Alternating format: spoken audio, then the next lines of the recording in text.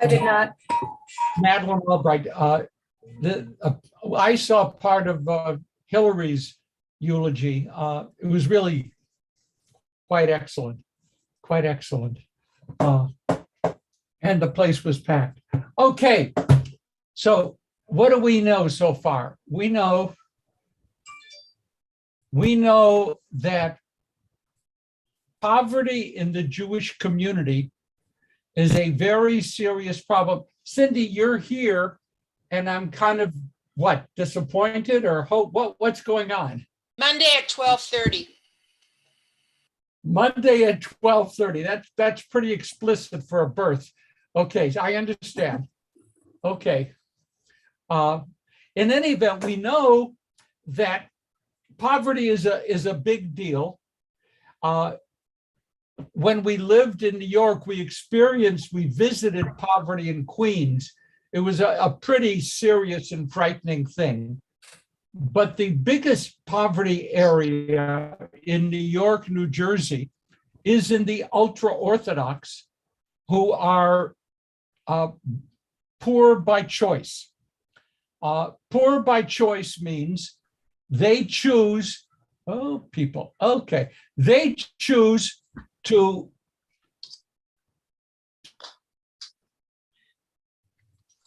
pay all day and all night, all that's great, instead of working.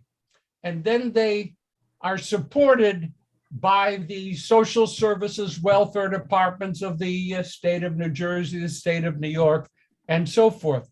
That situation is quite comparable. When we were living in Jerusalem, there were two major poverty groups.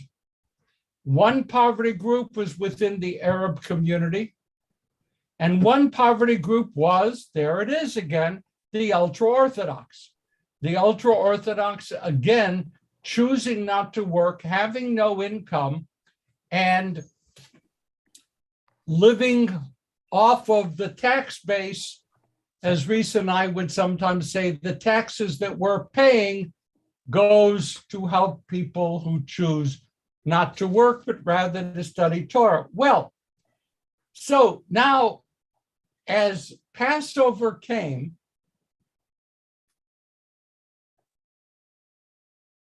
there was a Hasidic group in New York that said, we must not take any free food that comes from organizations that potentially have a Zionist connection.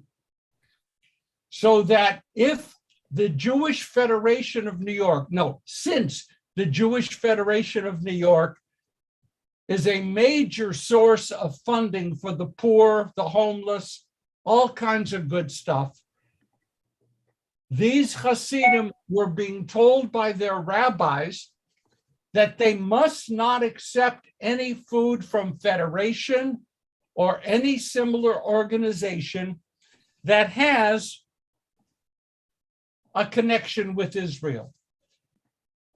Anti-Zionism trumps eating.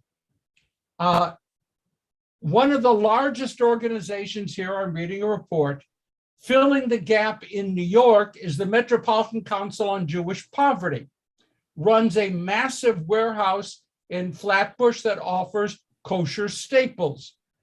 They feed, during Passover, over 300,000 families. Okay, that's, first of all, it shows the poverty. Secondly, Metropolitan Council, a good place.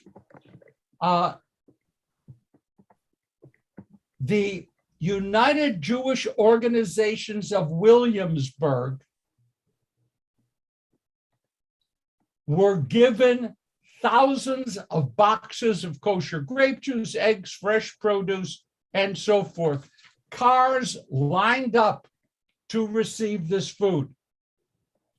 But within the Satmar Hasidic group in New York, their people were told, you are forbidden to receive that food. Now, what does anyone here know about Satmar, Satmar? What does anyone here? Okay, Howard. My mother's relative family came from, some of them are Satmar, or at least they were ultra-Orthodox. They lived across the river from where Satmar is. Cross the river from? Where's Satu Mare Yes. in Romania? Satu Mare in Romania is actually Saint Mary, Right. right? Right, like The town was named Saint Mary, and the Satmar Hasidim bear the name of the Saint Mary Hasidim. I think that if you would ever use that expression with them, there might be a degree of hostility. So only say that when you have a clear space to run. Okay, so that. Nevertheless, that's true. They originate. Pardon? When I found that out a year or two ago, it helped me realize why I'm so crazy. Yes. We're not going to go there. Okay, please, Miriam.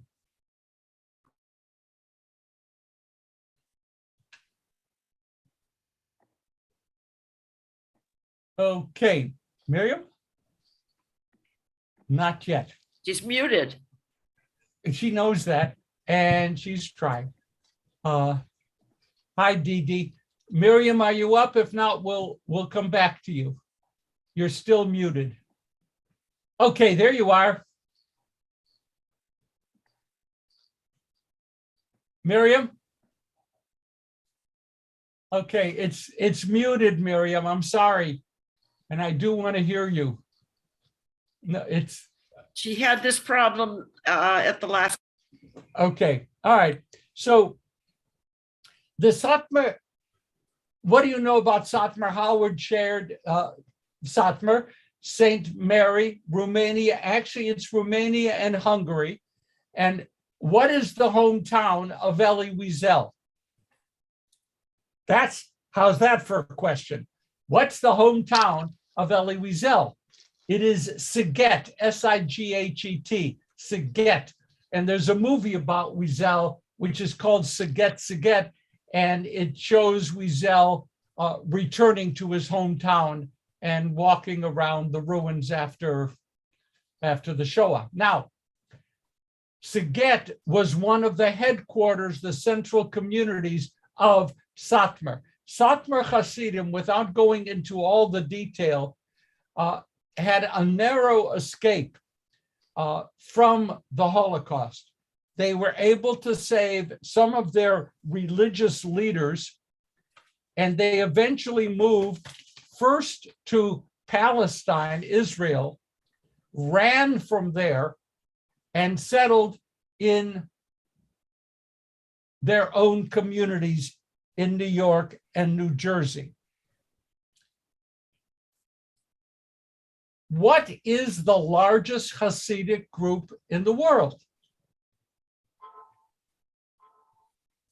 Any thoughts? Satmar. It is Satmar. Most people assume it's Chabad. That's not Hasidic. Pardon? They're not Hasidic. They don't consider themselves. They are Hasidic. I'll fight you on that, Howard. But okay, the Satmar Hasidim are the largest Hasidic group in this country and a very, very large presence in communities across Europe. They are the show Unorthodox. And if you see Unorthodox was about the Satmar Hasidim. That was the community that she was trying to break free of. Okay, so the Satmar Hasidim are extremely Orthodox. In a normal, I don't want to say normal, forget that I said that, this is on tape.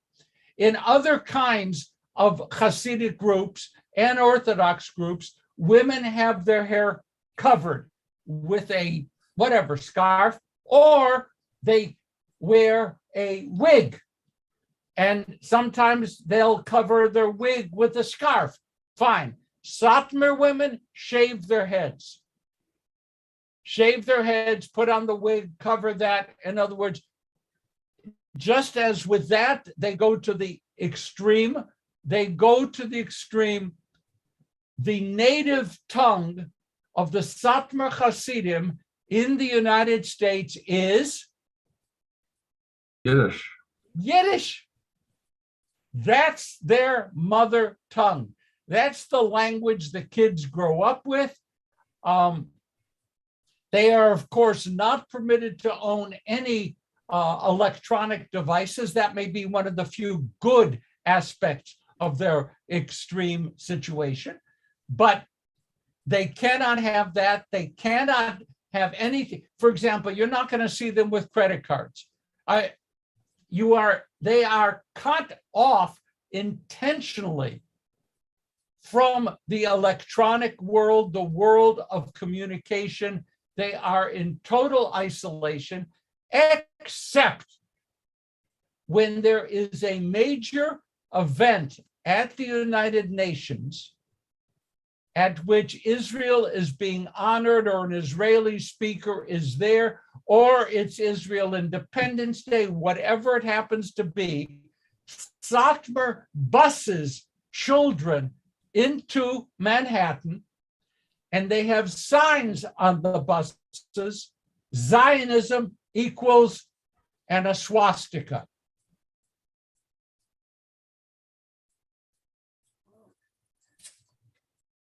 So the first piece of our social, our commentary on what's going on in the Jewish world is to note that a large, fast-growing still group, they are the home city of Satmar is called Kiryas Yoel.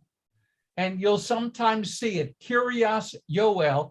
It became famous because they won the right in New York State to incorporate as a political entity their own community, so that their elected officials, their school boards, everything are all controlled by Satmar Hasidim.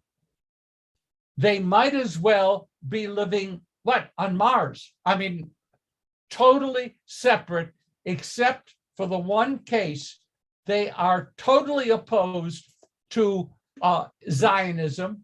They believe that Zionism did the most terrible thing by forcing God's hand in creating a Jewish state, which can only be created through the work of the Messiah. When the Messiah comes, they will be happy to live in the Jewish homeland, but only when the Messiah brings it. So that's all I wanted to say about Satmar Hasidim, food on Passover, Zionism, and the fact that if we think about what the Jewish world is, part of it, a noticeable part, are the Satmar Hasidim. Any questions, thoughts, comments? Okay, Harv, was that a wave or not? Yeah. How long have this group of Hasidim been accepting donations from the various Jewish organizations, and why all of a sudden did they make this change? No, they have not been accepting. This year, with everything going on and real poverty spreading, the poor are getting poorer, not just in the Jewish or Hasidic world. The poor are getting poorer. They made a public display that they would basically rather starve to death than accept anything from the Zionist entity. Folks, I could also mention that over the past few years, Satmar delegations have been welcomed to Iran. Harvey, Do not bang your head against the computer, the screen, because you'll lose contact with us. You seem distressed. Howard? You're muted, Howard. Howard. There's this group called Net something. I can't pronounce it. Carta. Now, are they? I mean, they're the ones Carta is who go to Iran. An extreme. They've gone there too. Extremist group, and also fervently anti-Zionist. I mean, I know they're the Naturai Karta, or they're totally, they go to Iran and all that. But I hadn't heard that the Satmar actually go to Iran or say that Satmar use Nazi symbols and things like that. And the Satmar uses Nazi symbols, not a question. Okay. Not a question. And it's good because it educates the kids. They ride there to the rally at the Isaiah place, there's an Isaiah square there where many Jewish events occur, and they come up there with the buses, and the kids come off of the buses that are labeled Israel is Nazi. So I think that's good. Okay, Cindy. Would they be considered a cult? Because they listen to their leader, they dress alike. If you leave, nobody talks to you. Well, you're reflecting on Orthodox, and much of that is accurate. Yes. And I did a lot of, you don't know this about me, Cindy, but I'll just share this with you. I was involved in cult busting activities in the 70s. I was involved in all kinds of interesting things. I'm sure they can hear you. Pardon? Okay, so one of the things I learned that a cult is usually something with other people belong to. It's extremely difficult to define a cult. A cult has a supreme religious leader. Yes. Yes. Yes. The cult will attack people who try to leave. Yes. A cult will attempt to control your way of thinking. Yes.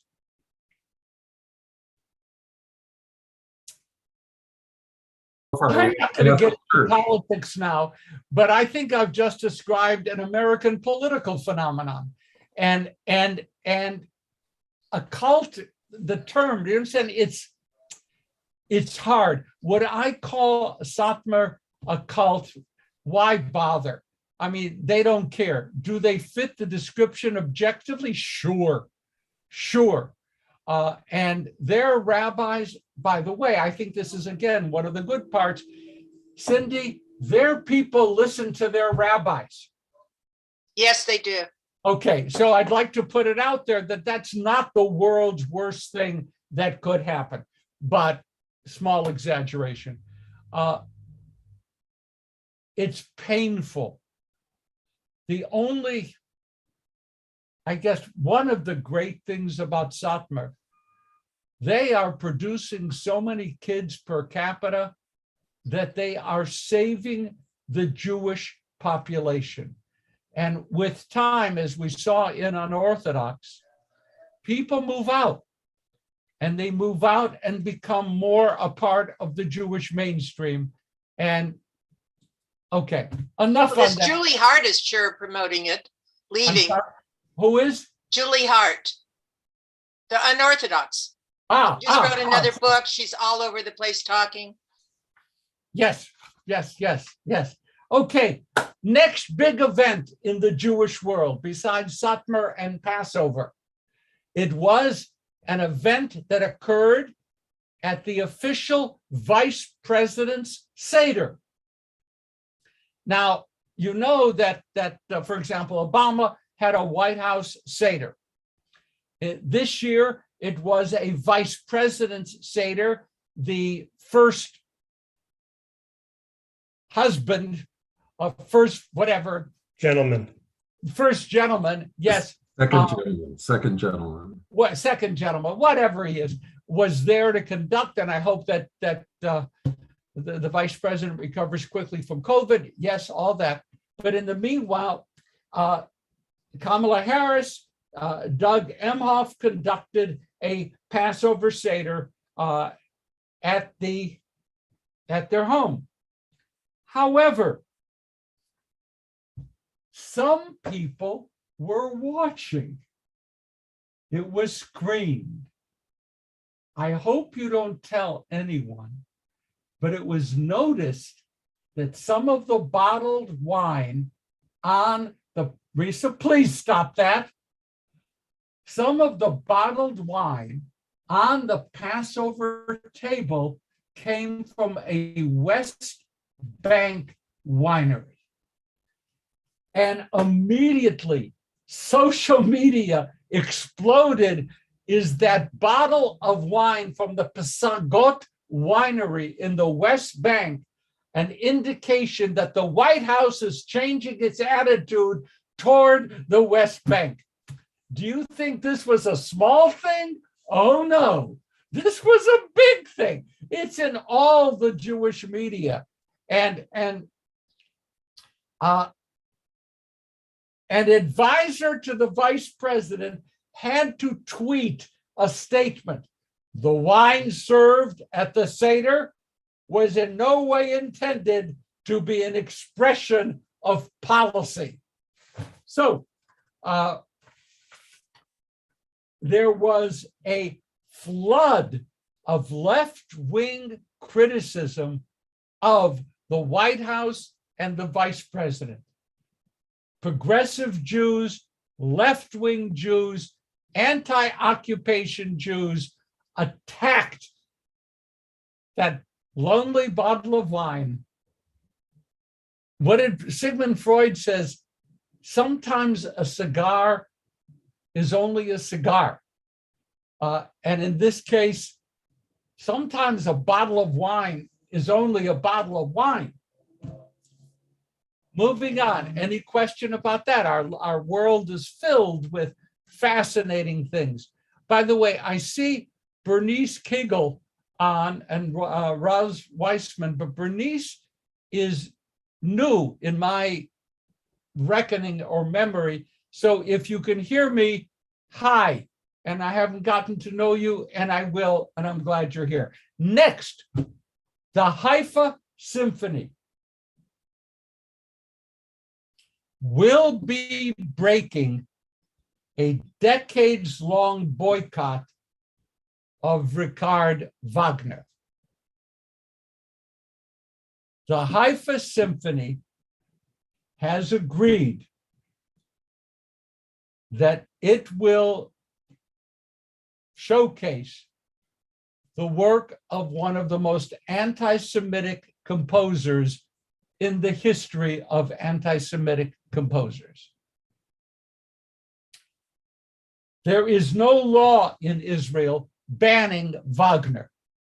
You can play Wagner, but orchestras and public venues refrain from doing so, because when they would schedule a Wagnerian opera or anything else that is connected with Wagner, there would be protests, boycott structures from survivors and from people with strong memories and people who just want nothing to do with Wagner. Wagner, his music is described as grandiose, nationalistic, 19th century. And I look for a nice comment about Wagnerian activity. His music is infused with anti-Semitism, misogyny, proto-Nazi ideals of racial purity. And Adolf Hitler's favorite composer was Wagner. He saw Wagner's operas as an embodiment of the Hitlerian vision of what the German people is, the Teutonic, the glorious Teutonic nature of the German people is reflected in Wagnerian music. And Hitler visited Beirut, which was the home culture, is the home cultural center of Wagnerian music, attended many concerts and productions at the theater. Now the Haifa Symphony has publicly stated that this not illegal, but culturally contained music is going to be given a public performance. So we pause. Any thoughts? Any feelings? Okay, Susie. Susie, unmute. Susie, unmute. Okay. What motivated them to change their mind? What was the motivation or the pressure? I think that's a great question, Susie. Thank And you. I have not read anything that reflected the minutes of a board meeting of the Haifa Symphony, but I'm going to guess. Wagner's music is considered to be among the great music of the 19th century. To cut themselves off from the experience of the music, I would suspect, is something which eventually the symphony said, this is no longer acceptable. We can appreciate the music. We can even put footnotes into the concert notes, but we should not pretend that the Flying Dutchman isn't out there, or The Ring. How do you feel, Risa? This is cancel culture again, or cancel culture as it began, because it was the first thing I ever heard about for cancel culture. And I don't see any good in cancel culture. As a general statement. So I'm pleased that they're playing the music again. And I'm willing for statues to be taken down, but I want them preserved, not destroyed. I want them in a museum of the Confederacy or whatever it is. There's a story to be told. There's a history. Okay, Miriam, please. I like Risa's answer, and I agree with you, Risa, but I have a lot of my own feelings about this since I'm a young person. Wagner is not alive. If he were alive, I do not think they would be playing his music.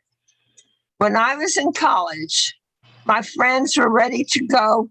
And at that time, for $1, you could go to Carnegie Hall and practically sit in the last row. At times, they let you sit on the steps. Now they would not. Fire laws and all that, but we did sit on the steps for $1 a ticket.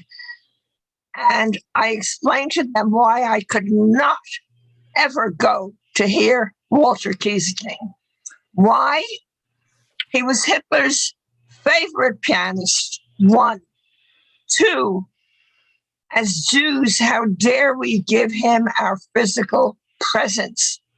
If you want to buy his music, that's bad enough because he's going to make money from it.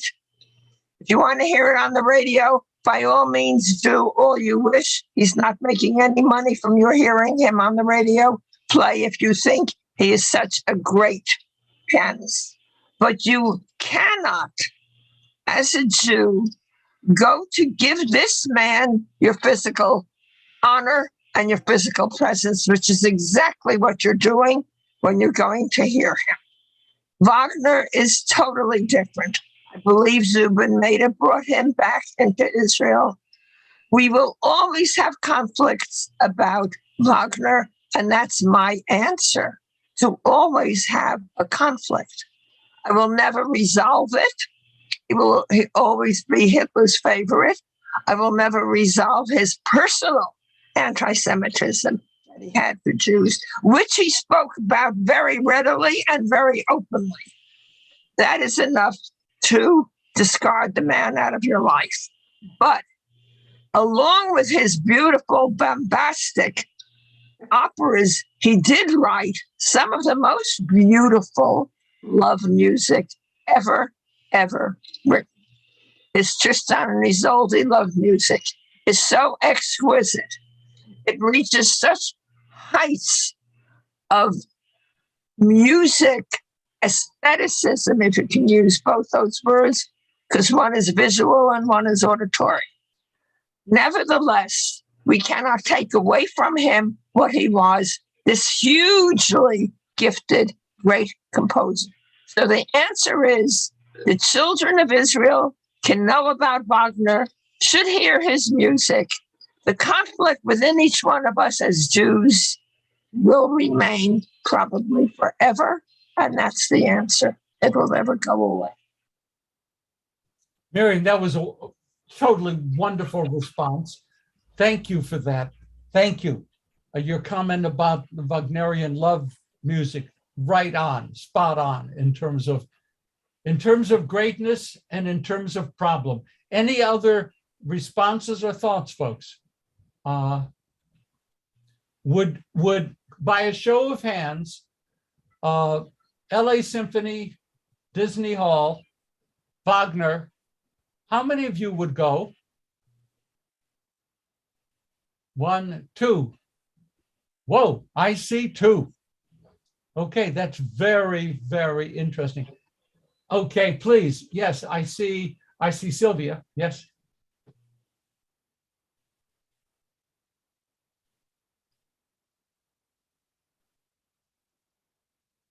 Yeah, I can't hear you, Sylvia. I'm sorry. Okay. Okay. Yes. You asked if we would go to hear it when we were subscribers to the Phil. We did hear it. I don't happen to like the music, so I wouldn't go because I don't like the music. Has nothing to do with the composer, who is, pardon my French, he's in Dreard. I don't care. Okay, our group decides he's in Dreard and he should stay there. Yeah, that's a good thing. I have a very funny connection. This is very culturally important. When I was, I'm not going to say how many years ago, when I was 8, 9 years old, there was a television show called Captain Video and the Video Ranger. And it had the dum bum ba bum ba bum as its lead-in music. And that's how I became attracted. But I understand completely. If you don't, I mean, there's music I won't go to because I just don't like the music. And yes, absolutely. Reese and I have a small disagreement over concert music. Chamber music. Pardon? Do you mean chamber music? We view music differently, and that's great. Okay, any other thoughts on Wagner? Okay, so I think we take Sylvia's suggestion. He's in Dreard, and he's going to stay there, and that's cool. Okay, now less happy. The audit by the Anti-Defamation League of anti-Semitism, anti-Semitic incidents in the United States in 2022, the figures came out for 2021. Over 2020, 2021 marked a 34% increase in anti-Semitic incidents. Included during that time, pandemic-induced shutdowns in which the streets were largely empty. The streets were largely empty. There was yet a 34% increase in anti-Semitic events. Less than a decade ago, the number of anti-Semitic events was 1/3 the amount available today. That's not a joke. That's a very serious problem. It's not just a question of what we experience. It is a question of what's happening out there. Out there in schools, in communities, whatever. Anti-Semitic events increased by 34% in the year 2021. Would anyone like to explore what you might feel could be the reasons for that? Why do you think? Again, it's interesting. When the figures were published, it's specified, and this is happening when the country was shut down because of COVID, so that there were fewer people on the streets. There were fewer people out in public. And the anti-Semitic events increased 34%. Any thoughts, causation, explanation, any questions come to mind? Howard. Well, one component of this for sure is the increasing number is the Arab anti-Semitism, Arab groups, Palestinians, and their support from the left, including the Jewish left. Okay, I'm gonna let that sit. That's good. Any other comments? Comments, please. Why is this happening? Why is it happening in America? We know, Herb, we know it is happening. Herb. Well, it's traditional. The Jews are blamed for everything. If the things are going badly, it must be them doing something. Because the pandemic. We caused the pandemic. I've heard people claim that somehow or other, and I have no idea how it would happen. But it's just that we are the traditional scapegoat for troubles. I mean, we know, and certainly to back up what you're saying, Herb, that the Black Plague, the bubonic plague, was laid at the doorstep of Jews, because obviously the Jews started that. And there were those during the high or low points of COVID, which were individuals and groups which were blaming Jews for COVID and for the spread of the disease. Now, so one explanation we've had is the growth of Arab organizations, and that's a cause of rising anti-Semitism. And the other answer we have so far is Jews are the usual scapegoats, and it's just more of the same. When things go bad, Jews get blamed. Anyone else want to offer a thought about it, one way or the other? What's going on? And does it trouble you? Is it a problem? Or is it just something to sell newspapers? Okay. I will please, Harvey. I think a lot of it started around 2017, at least it came to the forefront with Charlottesville. And it was like these groups had a free pass or a green light to come to the forefront of things where they were kind of underground. And it's not just the United States, it's in Europe, it's all over the world, South America, Central America. And it's not just Jewish groups they're after Asian Americans, they're after Blacks, just any minority.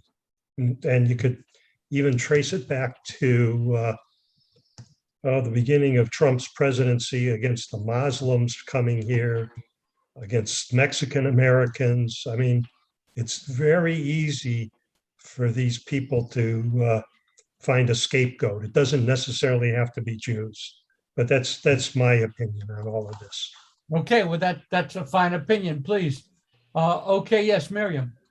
I know we shouldn't get political, and I'm trying not to, but I can't help bring Trump's name into this because when the Nazis were marching alongside protesters, when this happened and that happened, and he said, well, there's right on both sides. How could there ever be right on a Nazi side? What kind of right can he find? And this, I think, gave a pat on the back. More than that, I think it gave a push on the back to all those who up to now were very wary what their mouths said and knew that it was not the proper thing to say anything anti-Jewish, not the proper thing to be anti-Semitic. Now they were getting an okay from the President of the United States, and I believe that was a factor. Okay. We have multiple factors. Okay, Susie. Can you hear me? Yes. Okay, I think we've gotten numb to the anti-Semitism. I remember when we first got a guard at the gate to go into the synagogue, I was in shock. Like, what do we need to be afraid of? What's going to happen? And every day there's something more and more happening anti-Semitic around the world. We read about it in the news and we turn the page. We hear it on TV and we say, oh, that's terrible. It's almost like it's just expected. And I think that's awful. I think it's awful with me that I don't get more upset or try to do something about it, but it's just part of 2022, and it's not going to get better. It's really going to get worse.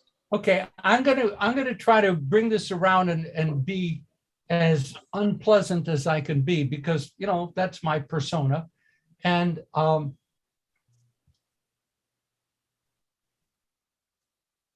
in the tracking of the 2021 anti-Semitic events, in 2021, there was a serious outbreak of violence in Israel against Hamas in the Gaza Strip. The tracking also indicates that during that 3-week period of intense violence again, that was one of the greatest periods for anti-Semitic events in the United States. That's a datum.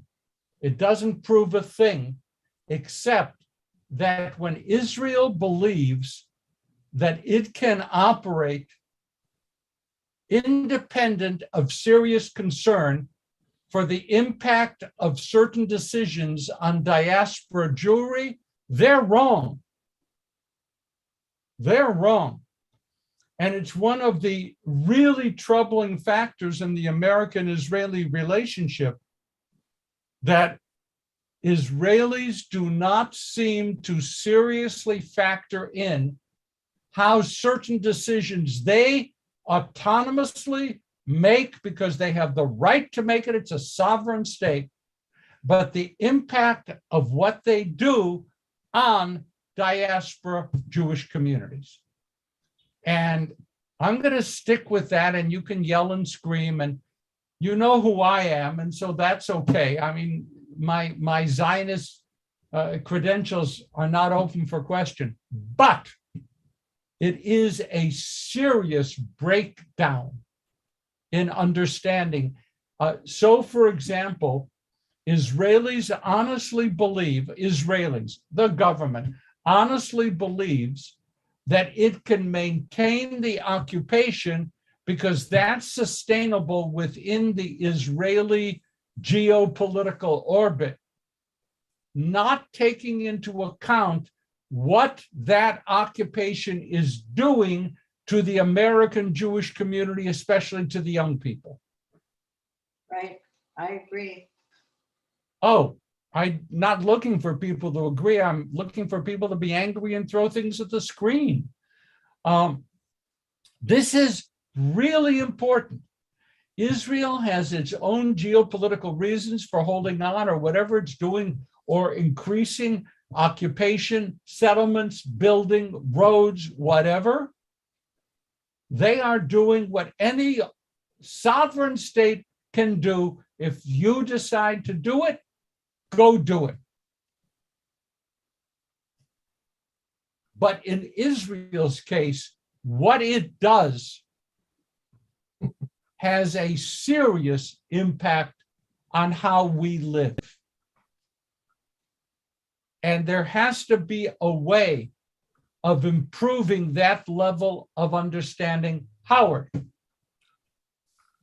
Well, I think the problem you're pointing to is more a problem with the American Jewish leaders than with Israel. Israel is, you know, they're defending themselves. American Jewish leaders are, and I especially would like to bring up your use of the word "the occupation." The occupation is a buzzword. It's a sword. It means which the occupation are we talking about? The occupation meaning the existence of the state of Israel, which is, I think, the more common meaning of the occupation, or the occupation meaning the West Bank. Somehow that's the occupation. You know, we haven't yet heard settler colonialism yet, or oppression, or land stealing, but it's getting close. That's the origin of a lot of anti-Semitism, and it needs to be understood that this use of the word "the occupation" is a two-edged sword, and I don't see why any Jews need to use the term "the occupation." Israeli Hebrew, when referring to Jewish settlement in the West Bank, I'm trying to be really careful here, responding to Howard, that what we translate as occupation, the word they use is kibush. Okay. Kibush means conquest. Israelis refer to current Israeli presence on the West Bank as the result of conquest. The word is a very interesting word. It's standard. Use the word kibush. They know exactly what you're talking about. But the important thing is what the word what word is used in English and what word is used in Arabic. The occupation. Whenever an a pro-Arab spokesman talks about the occupation, they're casting shadows. They're gaslighting, because the occupation means the existence of the state of Israel. In fact, in Arabic and Palestinian talk, Israel is called the occupation. The Arabs refer to the birth of the state of Israel and everything that follows from it as Nakba. Yeah, but they also call Israel the occupation. Yeah. Right? Actually, I'm not going to be able to say right, because I am not familiar enough with that particular use to say right. I hear you. I accept that what you're saying could be accurate. I've never heard. I have heard colonialists. I have heard Nakba, which means misfortune, the tragedy. Israel is a tragedy. I just haven't heard Arabs referring to all of the state of Israel as the occupation. Maybe that's not all that important. I am perfectly willing to say, to modify my comments to The Israeli presence in the West Bank is a source of serious discomfort for the security of American Jews. And so I didn't even use the word occupation. Okay, Miriam. First of all, I want to thank you, Rabbi, because everything that you touch on is provocative.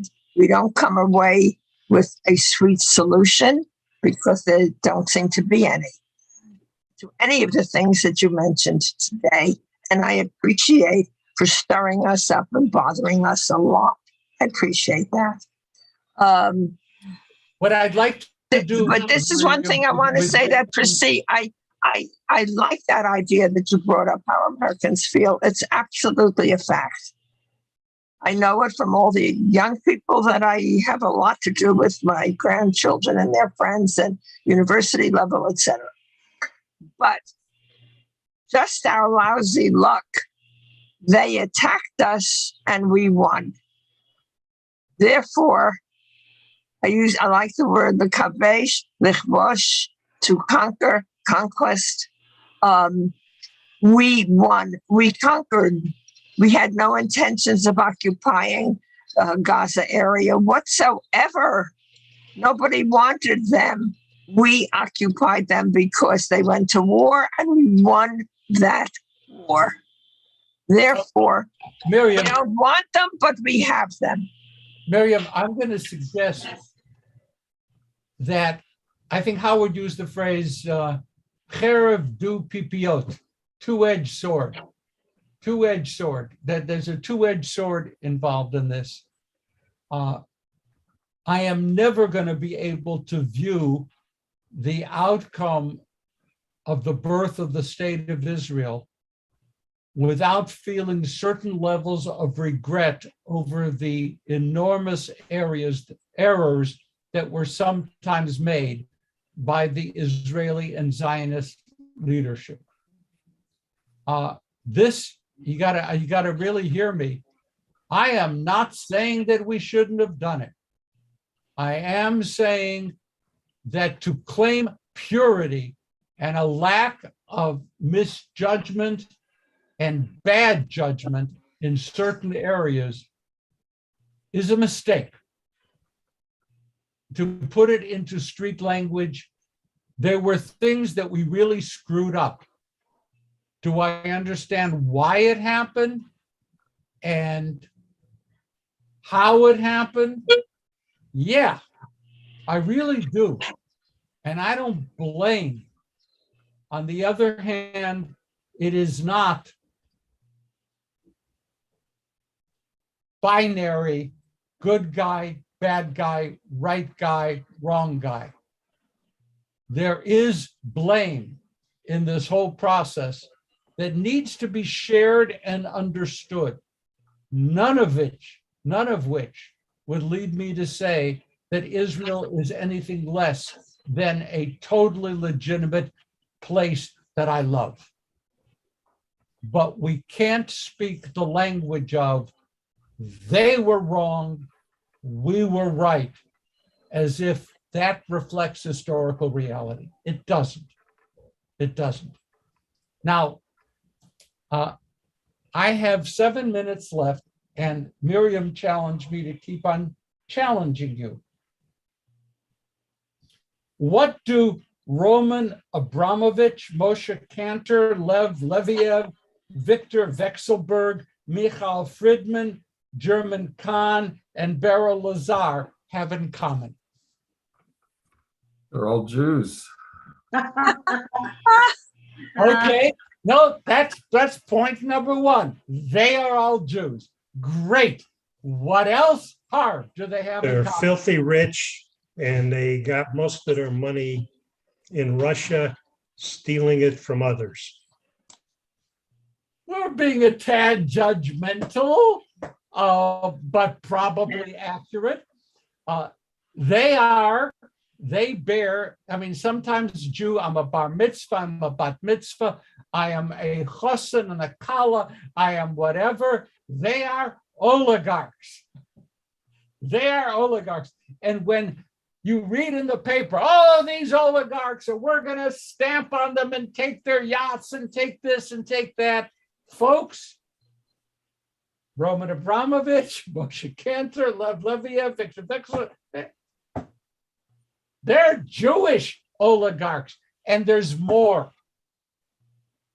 Some of them are stupendous contributors to major Jewish cultural institutions in Israel and in Europe. Give it back. Oh, really? Okay. What'd you say?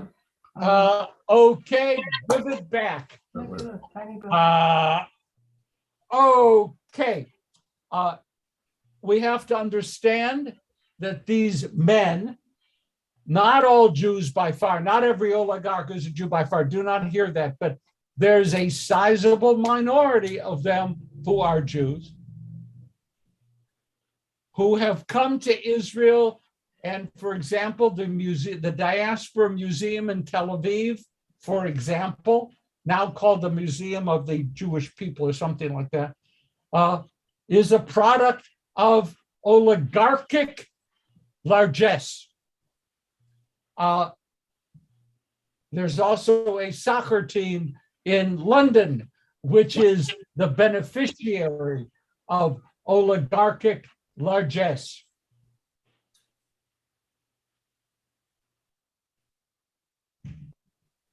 What do we do with those people? Should the oligarchs who have supplied Israel cultural institutions with, I am talking serious money, millions and millions of dollars, should this money now be declared off limits to any Jewish cultural institution? I am going to stop with that. We have a couple of minutes left. Your comments. Now, I am not even putting on the table returning it. I'm sorry. I'm not going to put that on the table, Susie. But what do we do? What do we do with the reality that many major Jewish cultural institutions depend upon financial contributions from oligarchs? I'm open to a couple of questions. And actually, the thing was phrased in a newspaper article a little bit more clearly. Should we reject dirty money? What was the headline? Should we reject dirty money?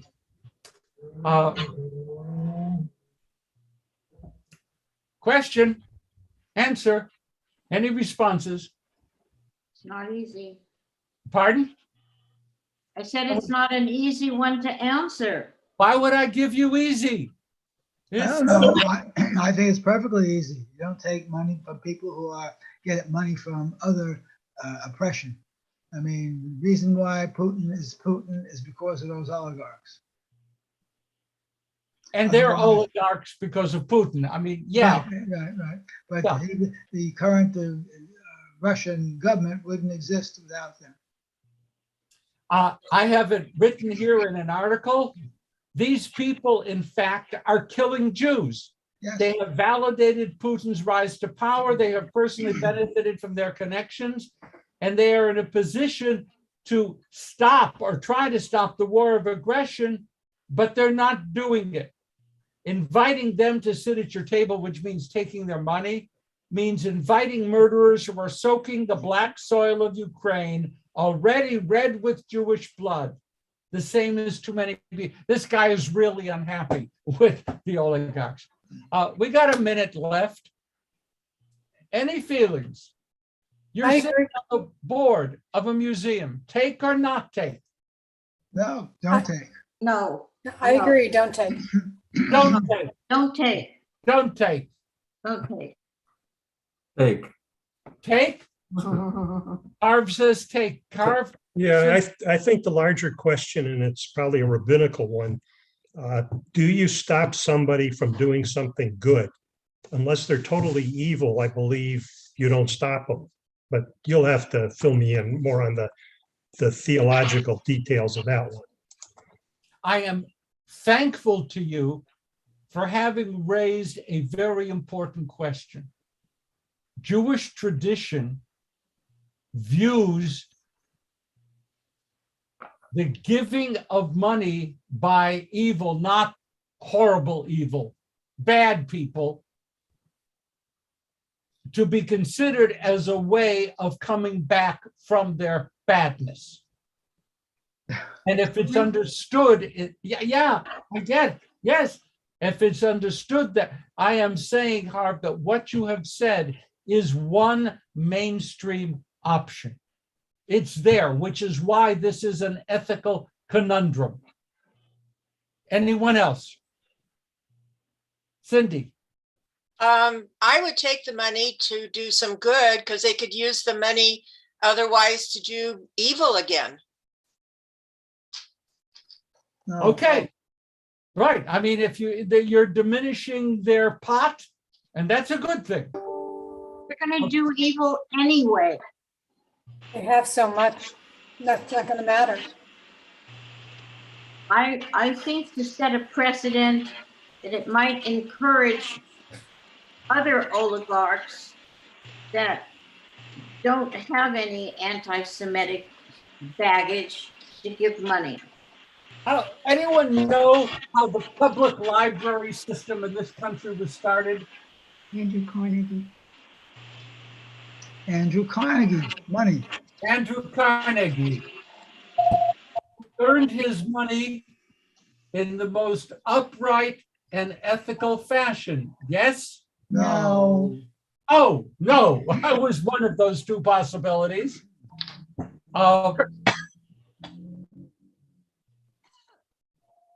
There are, I mean, the Rockefeller money.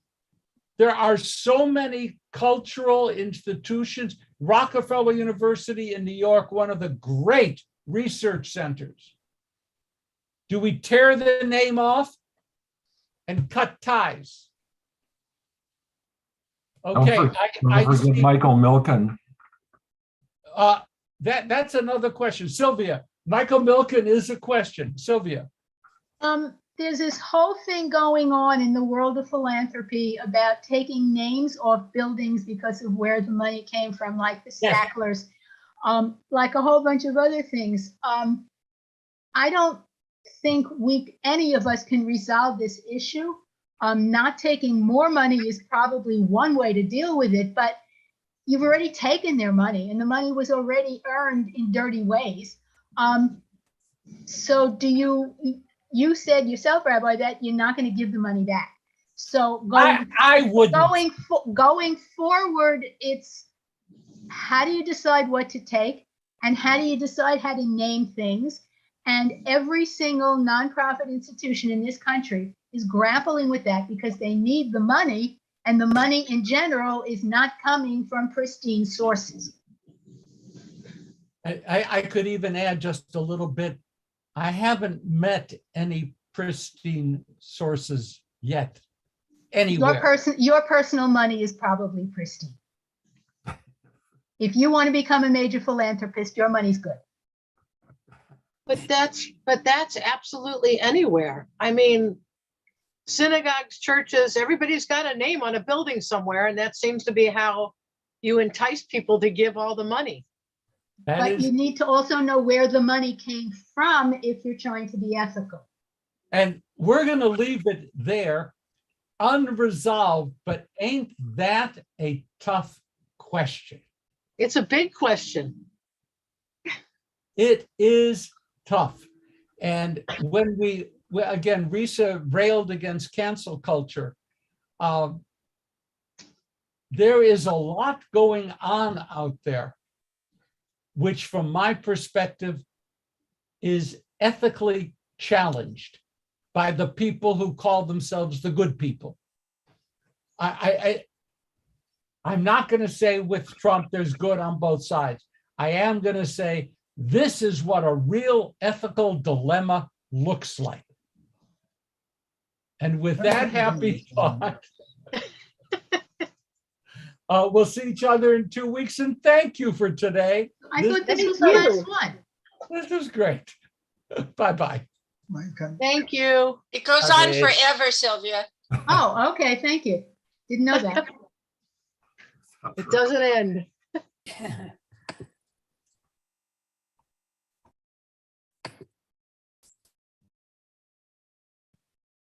Because the original listing